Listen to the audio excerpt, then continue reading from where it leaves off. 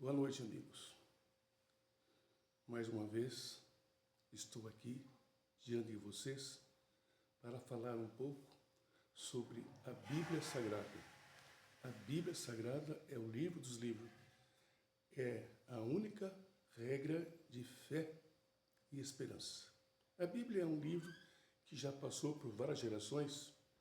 Ela foi escrita aí mais ou menos 1500 anos atrás.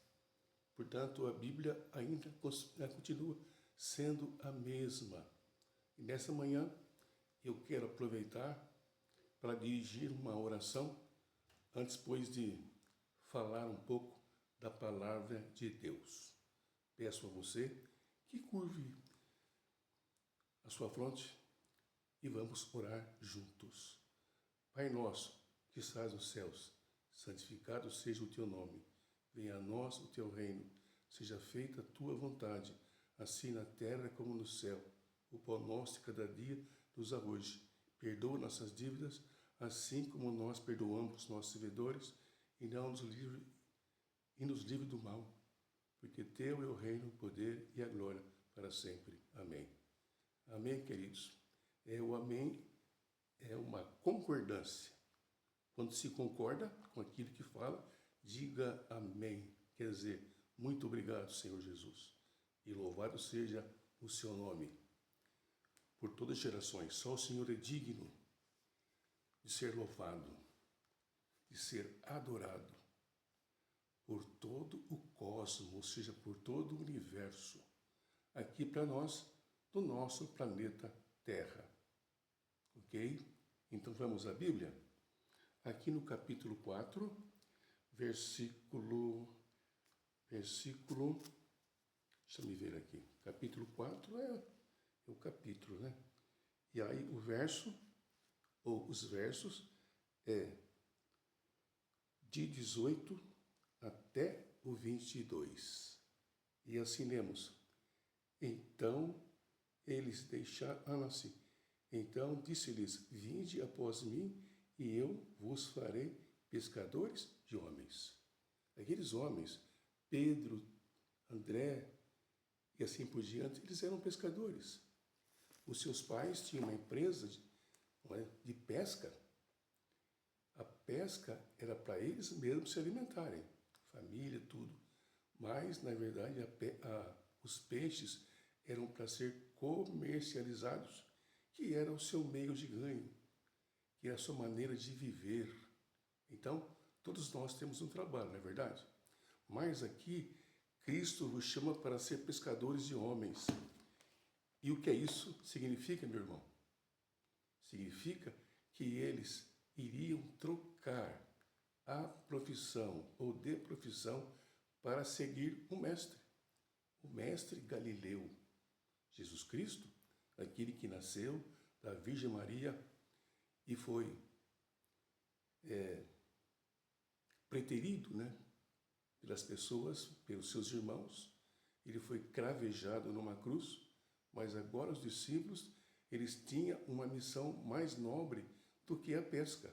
Não existe coisa mais nobre do que você fazer a vontade de Deus. Mas já visto que muitas pessoas, eles têm condições de saírem do país para fazer uma obra missionária além mar. Mas que não pode. Temos aqui no nossos vizinhos, né? Aqui no nosso meio, vizinhos, que você pode levar a mensagem, andando pelas ruas, não é verdade? No mercado, no ponto do ônibus. Então, não faltam oportunidade para se pescar, na verdade, né? Então, eu e você e todos nós fomos chamados para pescar. Pescar peixes? Não. Pescar almas. Almas para Deus, sabe? Porque Deus veio a esse mundo e está interessado em salvar as pessoas desse planeta, Terra. E assim vai. Eu vou aqui reler o texto do capítulo 4, para ficar bem fixado na nossa mente, e também na minha, né? caminhando junto ao mar da Galileia, viu dois irmãos, Simão, chamado Pedro, e André, que lançavam a rede porque eram pescadores. Como já disse, eles eram pescadores. Disse-lhe Jesus: vinde a mim e eu vos farei pescadores de homens. Não tem nada mais nobre do que um pecador falar com outro pecador. Sabe por quê? Estaremos no mesmo nível. Então, como a igreja de Deus foi crescida, se eles eram pescadores de homens, vamos ver então. Eu separei aqui um texto, que eu vou ler também. Está lá no livro de Atos. Livro de Atos. Assim. Aqui Pedro no Pentecoste, não é? Naquela festa do Pentecoste, quer dizer, 50 dias após a morte de Cristo. Isso quer dizer Pentecostes, não é verdade?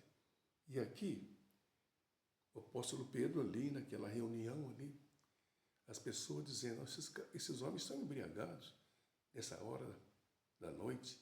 Não era costume as pessoas se embriagarem, mas os discípulos foram acusados de estarem embriagados, não é? Então, os que lhes aceitaram a palavra foram batizados, havendo um acréscimo naquele dia de quase 3.000 pessoas. Veja bem, 3.000 pessoas foram convertidas naqueles dias. Então, se cumpriu a promessa de que eles seriam pescadores de homens. Eu não sei quantas pessoas você já levou para Cristo, mas cada pessoa pode e deve levar uma alma para Cristo. Então, nesse momento, nós finalizamos aqui. Antes, porém, vamos orar a Deus para que Ele nos abençoe e que essa palavra sirva para mim e também para vocês. Então vamos orar. Pai nosso que está nos céus, santificado seja o teu nome, venha a nós o teu reino, seja feita a tua vontade, assim na terra como no céu. O pão nosso cada dia nos dá hoje, perdoa as nossas dívidas, assim como nós perdoamos os nossos devedores. E não deixeis cair em tentação, mas livre-nos do mal, pois seu é o poder e o reino para todos sempre. Amém. E você também diga amém.